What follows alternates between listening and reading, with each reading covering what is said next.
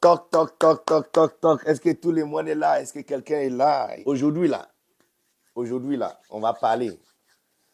On a entendu ça plusieurs fois et on entend encore et encore cette idée des femmes qui prêchent. Ils sont nombreux. Hey! Et le sujet d'aujourd'hui est très intéressant. Très intéressant parce que j'ai entendu beaucoup de personnes donner des réponses et les réponses ne sont pas satisfaites. Mais je t'assure que à la fin d'aujourd'hui, si on ne trouve pas de réponses satisfaites, on va envoyer un message à toutes les femmes qui prêchent de déposer le micro. Donc, il faut leur dire que je suis là, qu'ils viennent répondre pourquoi ils sont en train de prêcher. Parce que, apparemment, une femme qui prêche, qui tient le micro et qui prêche, elle doit être condamnée. Elle n'a pas le droit, les femmes n'ont pas le droit de prêcher, surtout à l'église. Hein? Si on commence même par ceux qui ont église, il y a Joël Kabasele, n'est-ce pas? Pasteur Joël Kabasele est l'un de mes favorites prédicatrices. Ça veut dire qu'il n'y a personne qui peut chauffer quelqu'un derrière la chair plus que cette femme. Il n'y a pas plus femme de Dieu, plus femme que cette femme de Dieu. Et puis, en Côte d'Ivoire, ici à côté de nous, il y a pasteur Jean Monnet qui a aussi un vibrant ministère. Si on saute en dehors de Côte d'Ivoire, il y a Paula White, qui encore, je parle de ceux qui ont leur propre ministère. Paula White. Si tu connais d'autres noms, il faut citer parce que, écoute, on doit répondre à cette question. Pourquoi les femmes sont en train de prêcher? Parce que, apparemment, là, si une femme prêche, elle doit être condamnée. On doit l'envoyer même derrière les barreaux spirituels. Une femme ne peut pas prêcher, ne doit pas prêcher. Donc, si à la fin d'aujourd'hui, on ne trouve pas une conviction sur ce sujet-là, et on va envoyer un message à tout le monde. Et puis, je connais même une femme qui a une très grande église à Indonésie là-bas. Ibu In a une église la taille. Son église s'appelle Batera. C'est-à-dire que lac de Dieu Saint. Lac de Dieu Saint. Lac de Dieu Saint. Tu vois. Et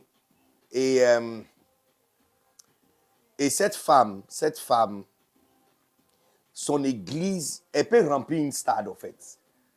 Elle peut remplir une stade. Moi-même, elle m'a invité en 2019, je suis parti là-bas. J'ai prêché, tu vois, 26 000 Asiatiques. Et c'est elle qui est le pasteur. Une femme. Donc, si on ne trouve pas justificatif aujourd'hui là, il faut qu'on envoie message à toutes ces femmes qui sont en train de prêcher que non. Il faut qu'elles déposent le micro.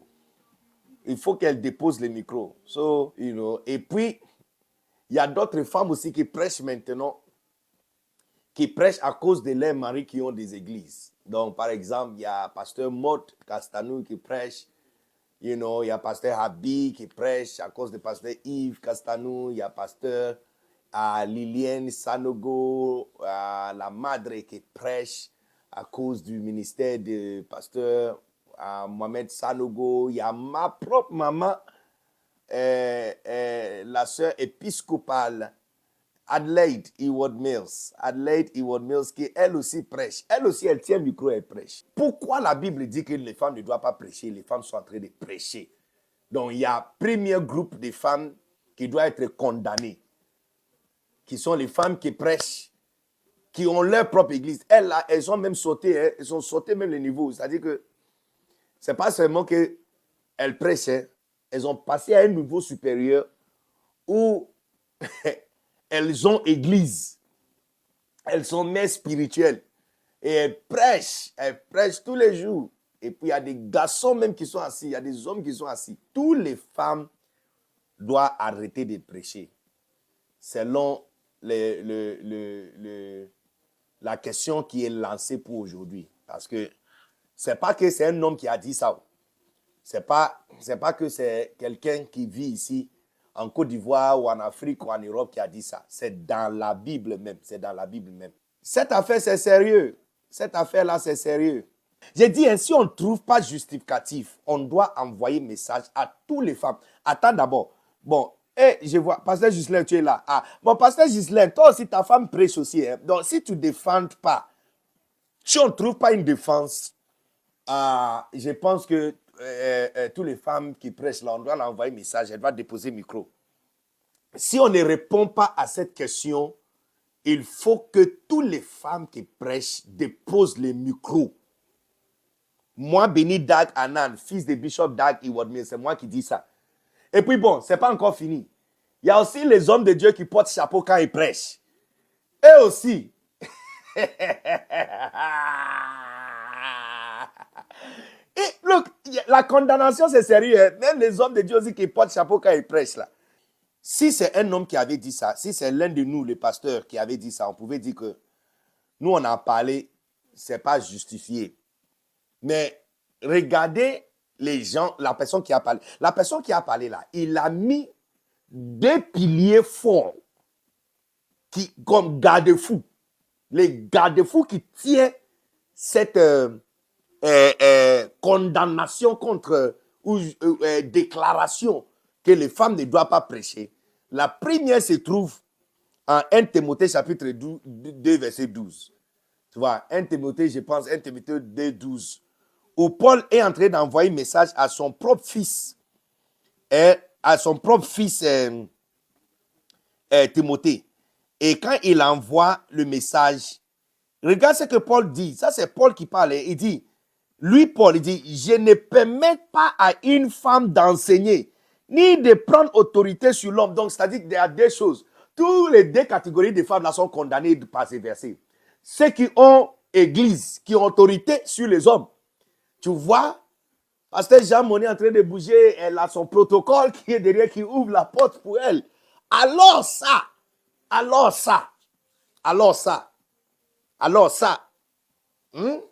Parce que c'est... où on veut dire que la parole de Dieu est caduque. Donc la parole de Dieu, c'est plus vrai ou quoi? Hein?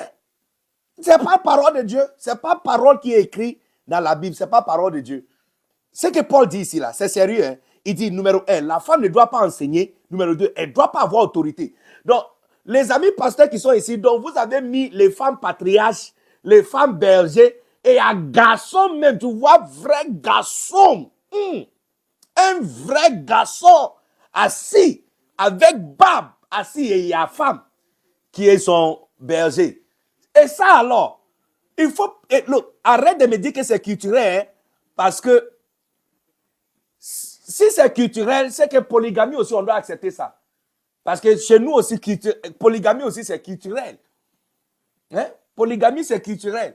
Et puis, les jeunes qui sont en train de prêcher, et il y a vieux personnes assis là, ça aussi, ça doit arrêter. Parce que dans notre culture, petit garçon ne parle pas quand il y a des grandes personnes assis. Non, il ne faut pas mener à faire des culturels, et puis quelqu'un dit que c'est désordre. Donc, je suis en train de dire que Paul a dit qu'ils ne permettent pas, et c'est dans la Bible. C'est dans la Bible. Si c'est dans la Bible, alors pourquoi on a zappé parole de Paul et mis ça à côté? Il ne faut pas me dire que c'est culturel. Oh, il s'est dirigé à l'église de Corinthe.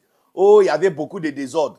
Bon, je vous ai dit qu'il y a des garde-fous. Hein. Je vais te donner des garde-fous. Deuxième garde-fou maintenant, je ne sais pas. Deuxième garde-fou maintenant, c'est 1 Corinthiens 14. Donc, il y avait des ordres dans l'église. Vous voulez me dire qu'il y avait des ordres dans l'église d'Éphèse qui étaient dirigés par Timothée. Et puis, il y a des ordres aussi dans l'église de Corinthe. Et l'église de Tite aussi, en Crète. Parce qu'on va arriver là-bas. Regarde, il se dit, hein, ce verset, cette déclaration que les femmes ne doivent pas prêcher et les hommes ne doivent pas couvrir leur tête. Hein, archevêque, Kodja. Vous êtes en train de mais lui, il porte chapeau. Et ceux qui portent les shawls, hein? Et ceux qui portent, est-ce que leur tête n'est pas aussi couverte? Ah, mais les gars, je ne comprends pas. Quand on dit tête couverte, là, tête couverte, est-ce que tête couverte, c'est pas tête couverte? Donc, c'est seulement chapeau qui est tête couverte. Quand tu mets shawl aussi, donc le prophète qui met shawl sur leur tête et puis il sent le Saint-Esprit là. Donc, il y a deux versets. Il y a 1 Timothée chapitre 2, 12. Et puis, il y a 1 Corinthiens 14, 34. 1 Corinthiens 14, 34 même, c'est pire. 1 Corinthiens 14, les 34, même c'est pire. Il dit que les femmes gardent le silence dans l'assemblée. Donc ici, là, même, c'est-à-dire que le choriste, les femmes qui chantent, les femmes qui disent Alléluia, aucune femme doit dire Alléluia à l'église. C'est-à-dire que quand on dit Alléluia, tais-toi. Une femme ne doit pas parler. Une femme ne doit pas parler. C'est pas moi qui a dit, pardon, mais vous me regardez comme, moi j'ai juste question qu'on m'a posée et j'ai mis ça comme débat de ce soir parce que les femmes maintenant, on dit la femme doit garder silence. Donc, on a même quitté le niveau de ceux qui prêchent et ceux qui ont église. On est arrivé maintenant sur ceux qui dirigent louange, adoration, ceux qui disent Amen. Aucune femme doit dire Amen. Hein? Aucune femme doit dire Amen à l'église. Aucune femme doit dire Amen à l'église. Et puis il dit, elle doit garder la silence dans les assemblées, car il ne leur est pas permis de parler. Qu'elle sache se tenir dans la soumission, comme le recommande aussi la loi. Si elle veut s'instruire sur quelque chose, quelques points, qu'elle interroge leur mari à la maison. Donc, ceux qui ne sont pas mariés, elle va garder silence pour la vie. Bon, c'est fini. Et ce n'est pas encore fini. En effet, il est convenant pour une femme de parler dans une... Il n'est pas... Il est inconvénient. Regarde, il dit, il est inconvénient qu'une femme... Il est inconvénient pour une femme de parler dans une assemblée. Il est inconvénient pour une femme de parler dans une assemblée. Tu vois, maintenant, dans tout ça là, je ne sais pas, la partie même qui me donne plus de... qui me fait révolter même plus, c'est où Paul met les versets 39, il dit, en résumé, mes frères et sœurs, recherchez ardemment à prophétiser. Non, c'est pas ça. 37, regarde le verset 37. Verset 37. Il dit, si quelqu'un estime être prophète ou pense bénéficier d'une manifestation spirituelle, il doit reconnaître dans ce que je vous ai écrit que c'est un commandement du Seigneur. C'est gâté. Ce n'est pas suffisant qu'il a demandé aux femmes de garder silence. Tu vois, la partie de garder silence là. Donc, 1 Timothée 2, 12 dit que la femme ne doit pas prêcher, elle ne doit pas usurper autorité. Maintenant, dans 1 Corinthiens là, il est en train de dire que 1 Corinthiens 14, 34, il dit maintenant que la femme ne doit même pas avoir autorité. Donc, pasteur Vaz et les amis pasteurs qui ont mis les femmes à la tête des départements là, c'est quoi les justificatifs en fait? Parce qu'on ne peut pas dire que c'était culturel ou c'était... il y avait des ordres, c'est pourquoi il a dit ça. Non, on ne peut pas accepter ça. Cet argument ne tient pas dans cette cour pénale. On est dans... Look, si on ne trouve pas justificatif, je vais personnellement écrire une lettre à toutes les femmes qui prêchent de déposer leur micro. Elle doit déposer le micro. Donc, Paul dit encore ici que c'est-à-dire que si tu penses que tu es prophète, s'il y a quelqu'un plus prophète que lui, et que la personne reconnaît que ce qu'il est en train de dire là, c'est un commandement de Dieu.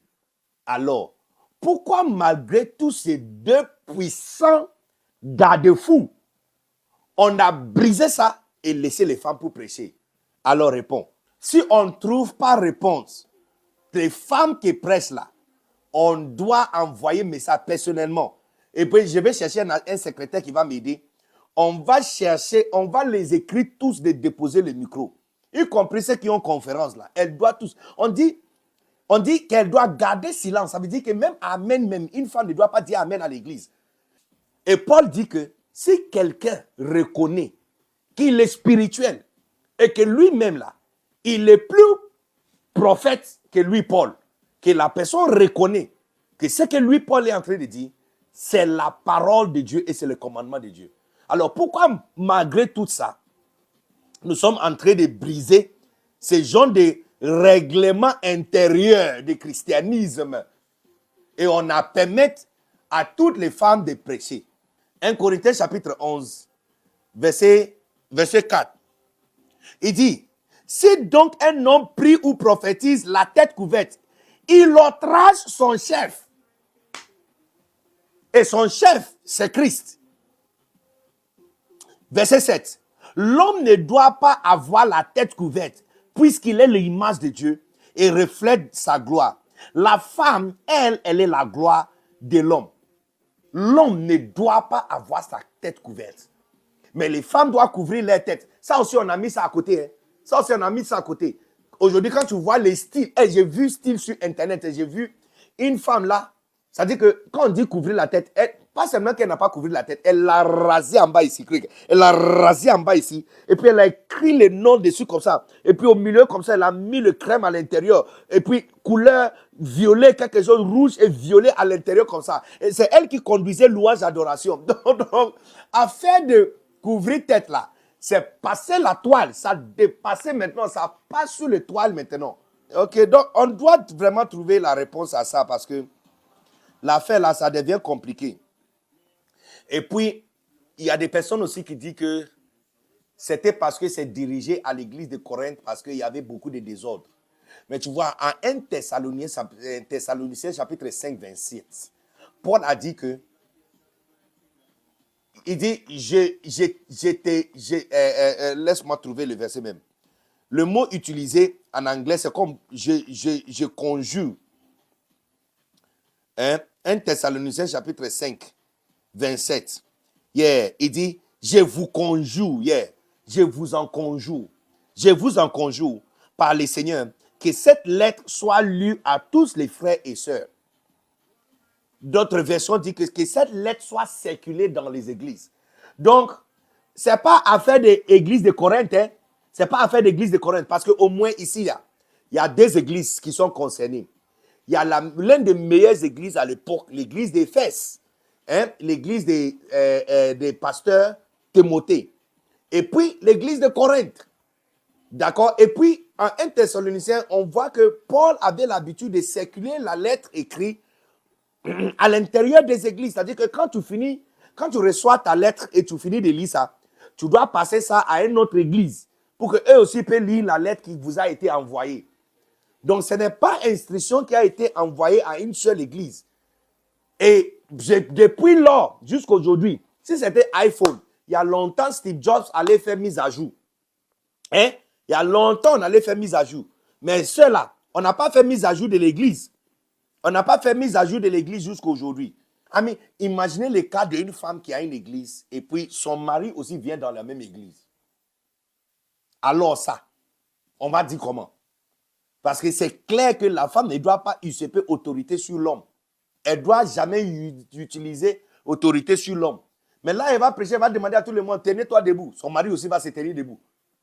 Et puis peut-être, elle va gronder l'assemblée de n'a pas jeûné ou de n'a pas fait quelque chose. Son mari aussi est là. Où les gens vont venir lui demander pardon. Son mari est là. Hey!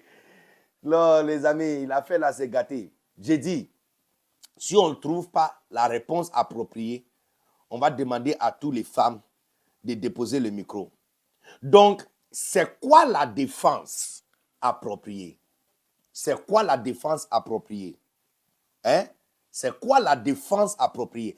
Est-ce que c'est vrai qu'une femme ne doit pas prêcher dans l'église? Numéro 1. Numéro 2.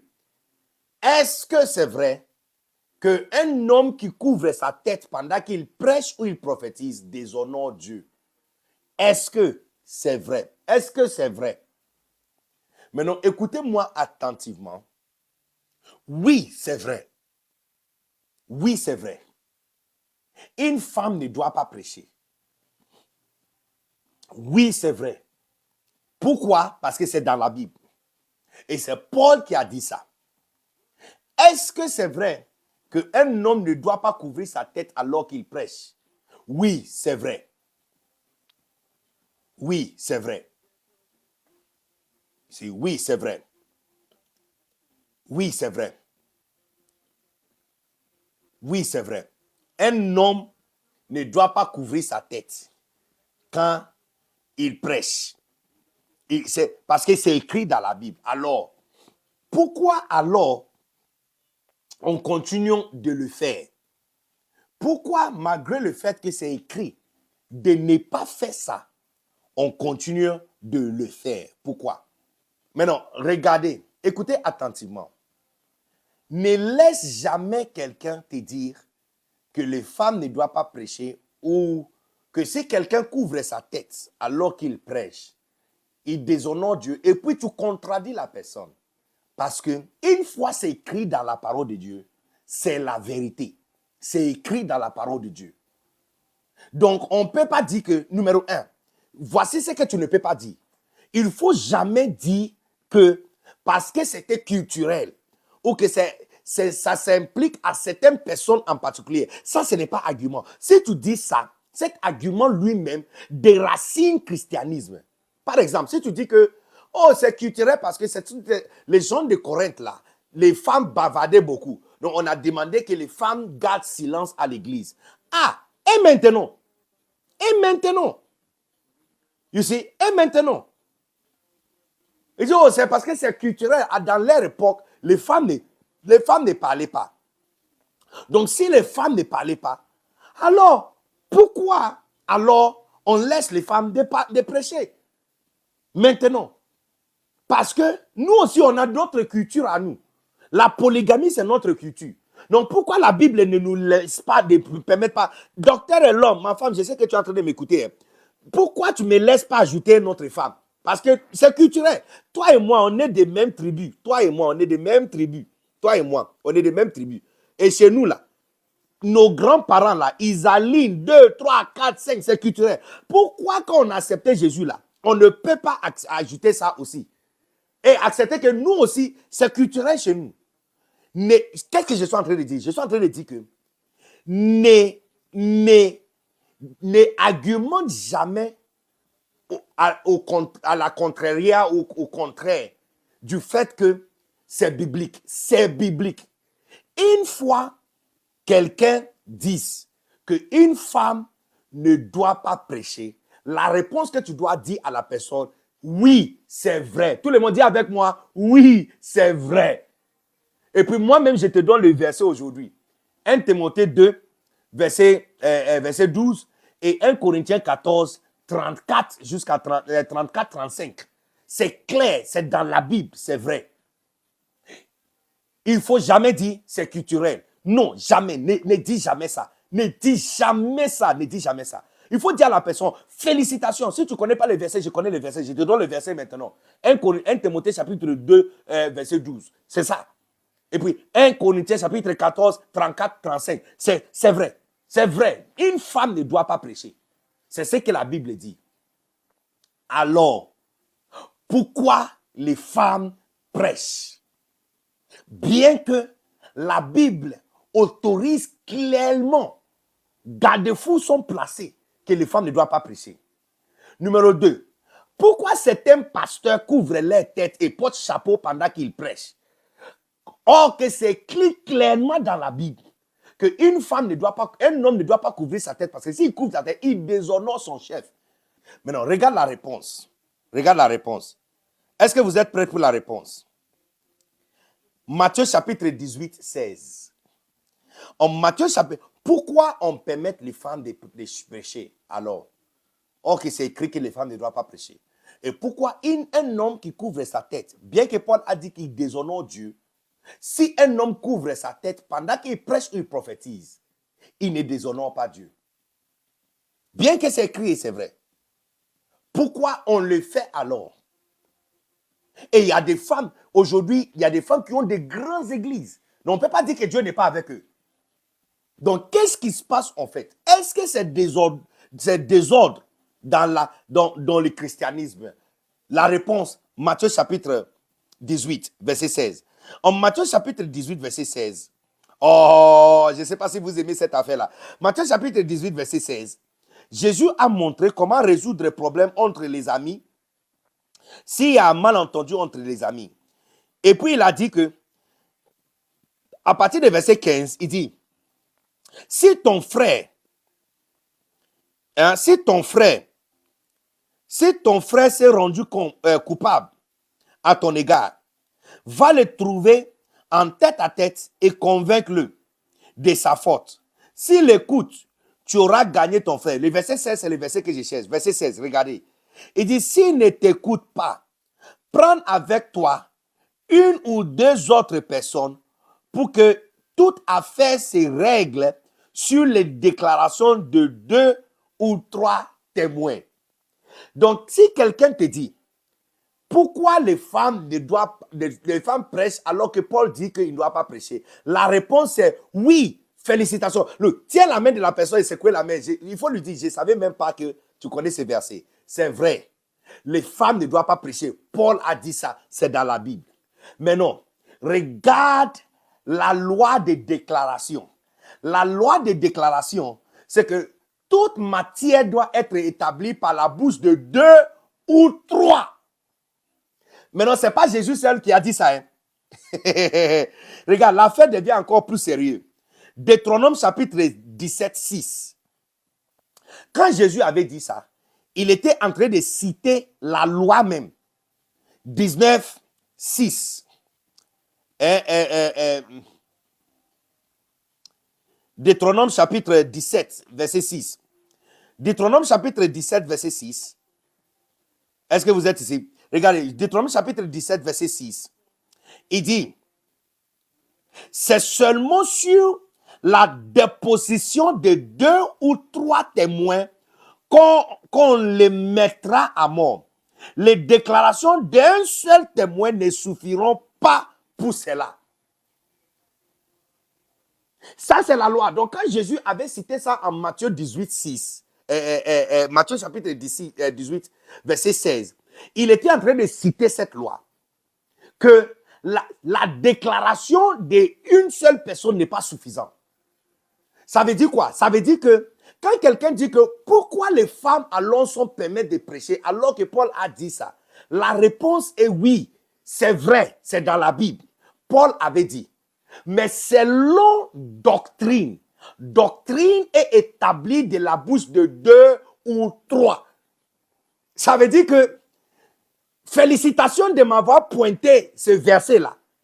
Trouve-moi, il faut dire à la personne de te trouver deuxième personne qui a dit ça dans la Bible et on va déposer ça. On va arracher le micro de la main de maman Lilienne, on va arracher le micro de la main de pasteur Castanou, pasteur Maud Castanou, on va arracher le micro de la main de pasteur Abi Castanou, on va arracher le micro de Joël Kabasele, on va arracher le micro de la main de Jeanne Monnet, on va arracher le micro de la main de Esther Joël. Il faut féliciter la personne, dire à la personne, félicitations!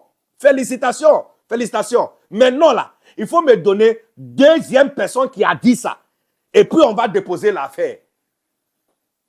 Il faut me donner deuxième personne. Parce que quand il s'agit de doctrine, doctrine est basée sur 2 ou 3.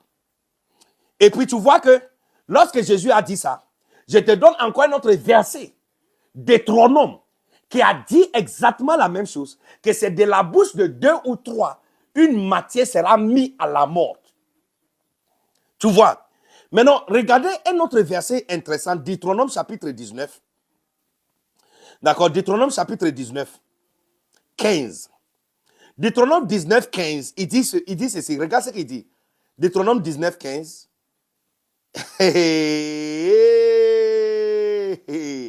Deutéronome 19, 15, il dit ceci. La déposition d'un seul témoin ne suffira pas pour établir la culpabilité d'un homme accusé d'un crime, d'un délit ou d'une faute, quelle qu'elle soit. On ne pourra instruire l'affaire qu'après avoir entendu les déclarations de 2 ou 3 témoins. Donc, pour ceux qui amènent l'accusation, parce que j'ai vu l'archbishop Kodja en train de s'excuser à son assemblée. Papa, il ne faut pas t'excuser. Papa, pardon, ne t'excuse pas. Tu es chic. Quand tu portes chapeau là, papa, j'aime ton affaire. Tu es chic. Archbishop Kodja, remette-moi le chapeau. Pardon, remette le chapeau. Porte-le même. Pardon, montre-moi la taille que tu aimes. Je vais t'envoyer. Parce que ce n'est pas juste chapeau. Hein. Si on enlève le chapeau, on doit enlever aussi le shawl. Parce que la question n'est pas question basée sur chapeau. C'est question basée sur couvrir la tête. couverture de la tête. Chapeau couvre tête, shawl aussi couvre tête. La raison pour laquelle, bien que Paul l'a dit, mais on peut se permettre de continuer sur cet alignement, c'est parce que on a besoin de 2 ou 3 témoins pour que quelque chose soit établi. Ça veut dire que au moment où Paul a donné ça, c'était une instruction pour une église. Si Pierre aussi avait parlé de ça, et puis Jacques ou André ou Jean avaient aussi parlé de ça, on dépose. Mais jusque-là, on n'a pas vu ça. Plus tard, donc tu vois, quand quelqu'un te dit, il ne faut jamais dire que oh, c'est culturel, c'est parce que l'église de Corinthe était il y a 2000 ans passés. Oh, non, non, non, il ne faut jamais dire ça. Il ne faut jamais dire ça. Parce que votre défense va déraciner. Ça va déraciner, ça va déraciner le christianisme même. Il ne faut jamais dire ça. Il ne faut jamais dire que oh, c'est parce que c'est dirigé à certaines personnes. Non, non, non, non, non, non, non, non. C'est dirigé à nous tous. Mais ce n'est pas doctrine. Parce que quand il s'agit de doctrine, il faut 2 ou 3. Je te donne deux chocs. Choc numéro 1. Choc numéro 1. Tite 2, 3. Tite. Je vais commencer avec Tite. Pourquoi? Parce que c'est Paul lui-même qui nous a mis dans toute cette affaire-là. Donc Paul nous a mis dans cette affaire. Et dans Tite chapitre 2, verset 3. Paul maintenant est en train de donner instruction à l'église de Crète. Et voici ce qu'il dit. Qu'il en soit de même des femmes âgées, qu'elles aient un comportement digne de Dieu, qu'elles ne soient pas médisantes, ça veut dire diabolos, ni à donner à la boisson, qu'elles s'attachent plutôt à enseigner le bien. Tu vois pourquoi ça ne peut pas être considéré comme doctrine. Parce que quand il s'agit de l'église de Crète, Paul demande maintenant, et maintenant, regarde, Paul même va donner même les titres des sujets, prédication des femmes dans l'église. Il dit, elle doit enseigner, verset 4, qu'elle apprenne aux jeunes femmes à aimer leur mari, à leurs enfants, à agir de manière réfléchie et pure, à assumer leurs tâches domestiques, à faire preuve de bonté et à être soumises à leur mari. Ainsi, la parole de Dieu ne sera pas discréditée. Ainsi, la parole de Dieu ne sera pas discréditée. Oh, les amis. Good life ou n'est pas good life? C'est un good life, non? Hein? C'est un très good life. Yeah, yeah, yeah, yeah, yeah, yeah, yeah, yeah, yeah, yeah, yeah. Donc, tu vois que voici la personne même qui nous a mis dans toutes ces affaires-là. Donc, les gens qui utilisent ces versets pour dire aux femmes de ne pas prêcher et qu'une femme ne peut pas être à la tête d'une église ou à la tête d'un département, c'est parce qu'ils n'ont pas lu Tite 2, 3. Qu'il y a des femmes âgées qui sont autorisées de prêcher et qu'elles peuvent prêcher, même le sujet de prédication sont donnés, de ce qu'elles peuvent prêcher. Ça, c'est choc numéro 1. Maintenant, je te donne choc numéro 2. Et puis, on va éteindre le live là. Bon, si tu veux rester, mais moi, je vais aller dormir. Hein? Ça, c'est le choc. Choc numéro 2. Le jour de Pentecôte, le Saint-Esprit est descendu et les disciples ont commencé à parler à langue. Alors, les gens sont venus critiquer pour dire que ce gars-là, on dirait qu'ils ont bu le vin. Hein? Le vin d'hier là n'a pas encore quitté leurs yeux. Donc, Pierre s'est tenu debout et puis il a parlé. En Actes chapitre 2, il a donné son discours. Il a dit ceci, que les gens qui sont en train de parler en langue ne sont pas ivres, voyant que c'est juste début du matin. Mais, et puis il a dit, ça c'est ce qui a été dit par le prophète Joël. Donc, qu'est-ce qui a été dit par le prophète Joël? Joël 2, 28. Et vous saurez que je suis au milieu d'Israël, que je suis l'Éternel votre Dieu, et qu'il n'y a point d'autre. Et mon peuple, maintenant il dit, verset 28, il dit, je répandrai mon esprit sur toute chair. Maintenant regarde. Donc ça c'est ce que Pierre avait cité le jour de Actes chapitre 2. Il a dit, voici ce qui a été dit par le prophète Joël que dans le dernier jour, et il arrivera après cela, que je répandrai mon esprit sur toute chair. Vos fils et vos filles prophétiseront. Donc, tu vois que ça, c'est l'agenda de Dieu. L'agenda de Dieu, c'est que le fils et le fille prophétiseront. Vous veillarez aussi auront des songes et vous jeunes gens des visions. Même sur les serviteurs et sur les servantes. Dans ce jour-là, je répandrai mon esprit. Je ferai paraître des prodiges dans le ciel et sur la terre, du sang, du feu et des colonnes de fumée. Donc, mais tu vois que les plans originaux de Dieu pour l'Église, c'est pour que son esprit soit répandu sur les hommes et les femmes. Et ils vont faire quoi? Que les femmes ferment leur bouche? Non, il dit, les femmes prophétiseront. Il dit, elles vont prêcher, prophétiseront, prophétiseront, prophétiseront. Donc tu vois, dès que quelqu'un te dit que, oh, les femmes ne doivent pas prêcher, ah, écoutez, le sauveur du monde, je vais vous dire quelque chose de très fort et n'oubliez jamais, le sauveur du monde n'a pas un jumeau. Écoutez très bien, le sauveur du monde n'a pas un jumeau. Le sauveur du monde n'est pas Jésus-Christ et Paul. Le sauveur du monde, c'est Christ. Il est un seul. L'église n'est pas l'église de Jésus et Paul. C'est l'église de Jésus-Christ. Maintenant, regarde ce que Paul lui-même dit à ce sujet.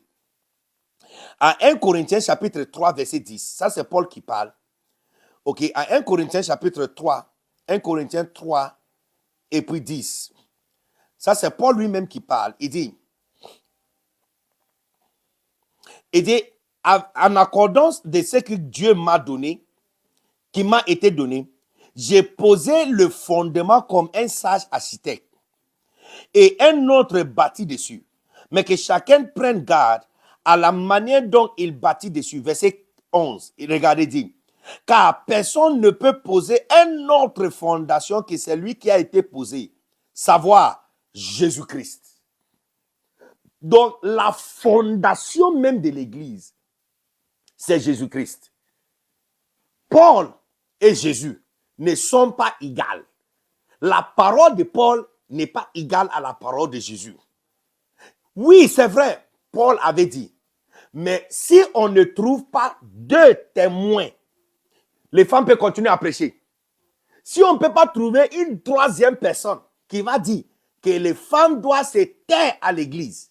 Ah, Maman Maud, prêche. D'ailleurs, il y a conférence des femmes Kaïl, woman qui vient dans quelques jours, en octobre. Moi, même si je peux être Kaïl, je vais aller là-bas et écouter une femme ointe prêcher. Est-ce que vous êtes ici? Yeah. Maman Liliane, prêche.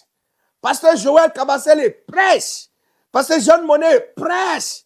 Joyce Meyer, prêche. Yeah. Preach. Pasteur Esther Joël, prêche. Pousse. Yes, c'est vrai. Il ne faut jamais dire que c'est culturel. Ce n'est pas à cause de ça.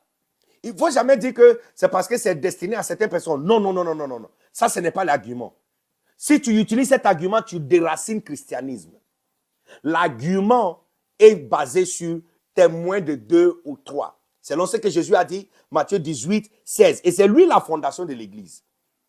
Et puis, dans la loi, Deutéronome 17, 6 nous dit clairement qu'il dit, s'il n'y a pas un deuxième témoin, on ne peut pas mettre une matière à la mort.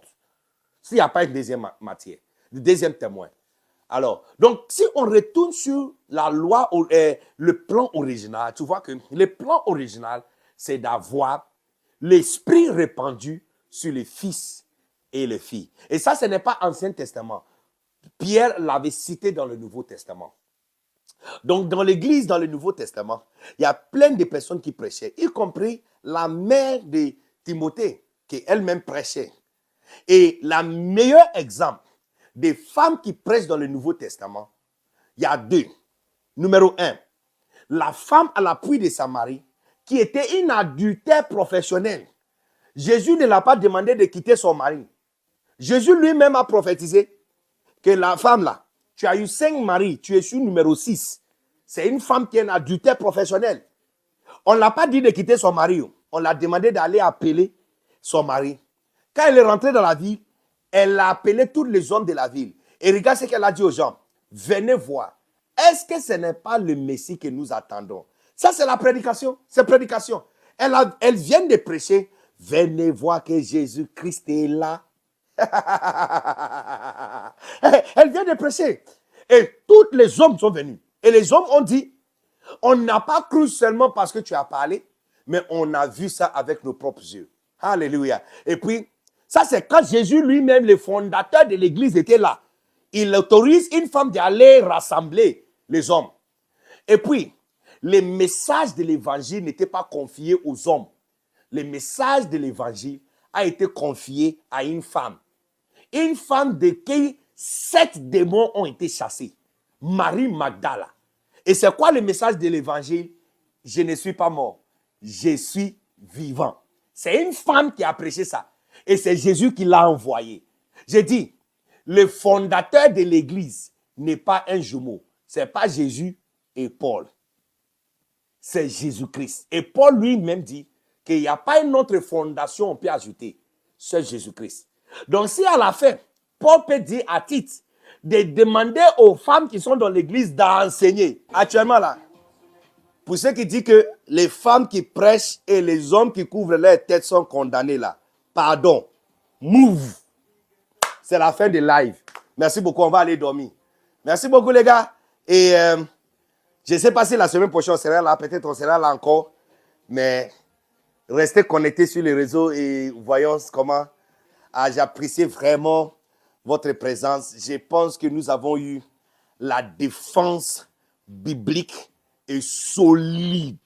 Donc, à partir d'aujourd'hui, là, si quelqu'un s'élève avec ces zones de condamnation, là, la seule chose qu'il doit dire, hey, mon gars, move.